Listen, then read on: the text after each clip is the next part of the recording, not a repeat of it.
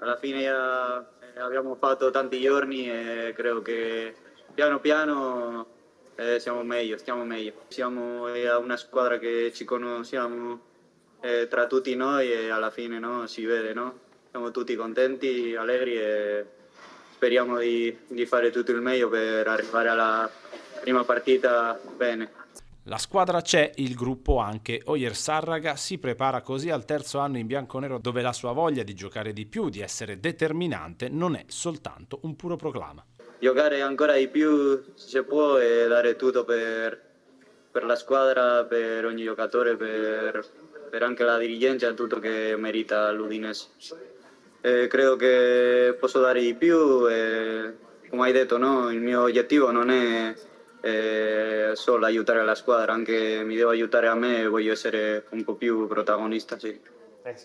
Quest'anno bisogna sfruttare l'anno in più di esperienza di Costa Runiaic in Italia e augurare al capitano Florian Thauvin di avere ottima continuità fisica, perché è un giocatore importantissimo.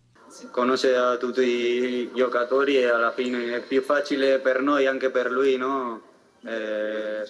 Di parlare di cosa vuole di tutti noi. Credo che noi anche capiamo un po' meglio cosa ci chiede e quello che ho detto, no? Alla fine vedo che quest'anno possiamo fare le cose bene perché ci conosciamo tra tutti noi. Alla fine abbiamo bisogno, no, di lui, sappiamo il giocatore che lui è, la qualità che ha e anche è un leader, no?